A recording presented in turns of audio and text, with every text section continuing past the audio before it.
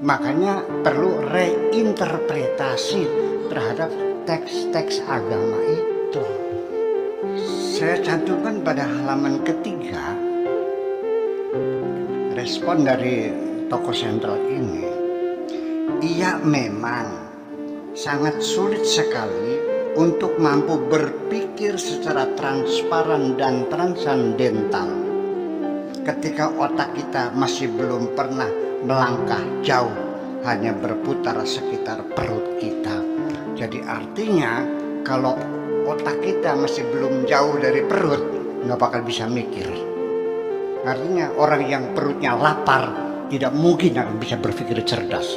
Terima kasih. Makanya kita makmurkan dulu biar bisa mikir. Orang yang lapar nggak bisa mikir kok.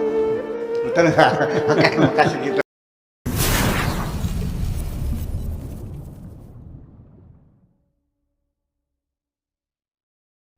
Assalamualaikum warahmatullahi wabarakatuh. Waalaikumsalam warahmatullahi wabarakatuh.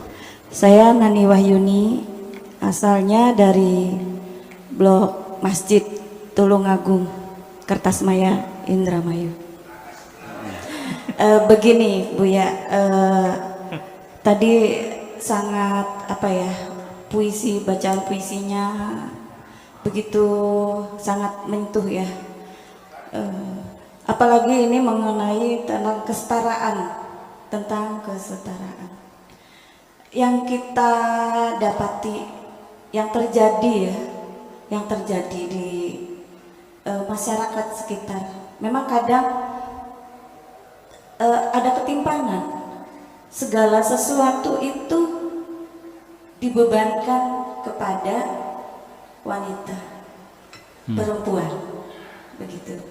Nah, itu untuk memberi edukasi kepada keluarga sendiri pun, agar ayo loh, bangun loh, kamu itu jangan begitu, kamu itu dalam kondisi tekanan, itu begitu sulit.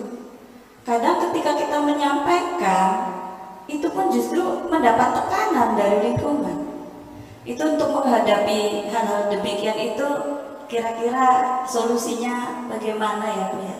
Demikian, terima kasih. Assalamualaikum warahmatullahi wabarakatuh. Waalaikumsalam warahmatullahi wabarakatuh. Saya ingin menjawab langsung aja ya. Ketika sifatnya murni argumentasi, yang sifatnya rasional, yang dibutuhkan adalah bukti-bukti, alasan-alasan, premis-premis, bisa berdebat. Tapi saya sering mengalami jalan buntu ketika dia menyodorkan dokumentasi qala ta'ala, qala Rasulullah, firman Tuhan. Kenapa kau pukuli istrimu itu? Ya, bapaknya mengawinkan anak perempuan bukan untuk dipukuli, untuk disayang. Koplok kamu nih, saya bilang. Ya, laporkan, bawa visum, masuk penjara kamu ini. Kita punya undang-undang KDRT. Dia mengatakan apa? Tetapi Allah kan menyuruh mukuli istri.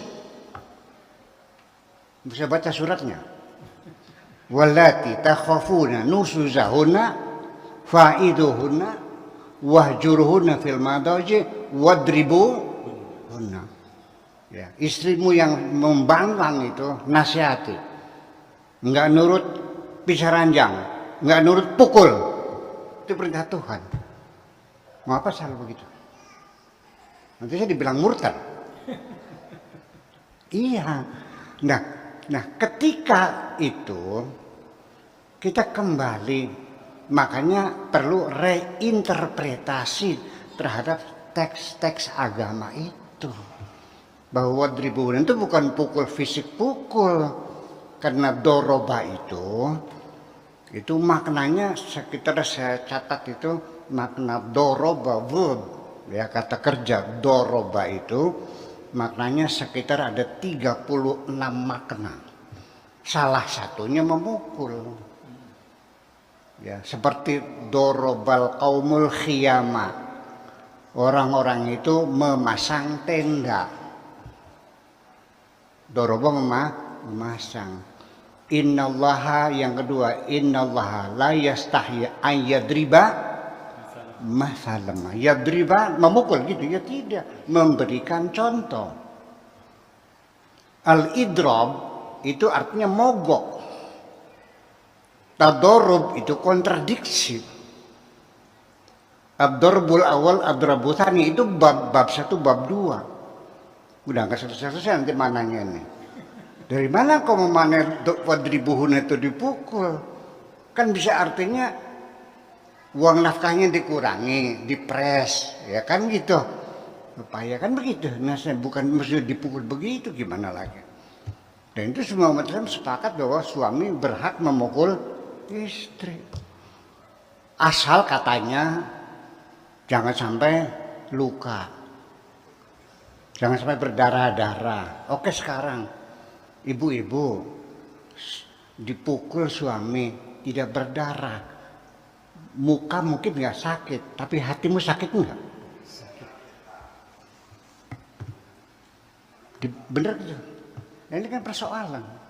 Jadi artinya, nah, ketika kita berbicara skolastik semacam itu, sekolaris, itu kan perlu logika, perlu kecerdasan. Nah, nanti pada kecerdasannya, ini kita juga sangat sulit mengajak masyarakat kita berpikir.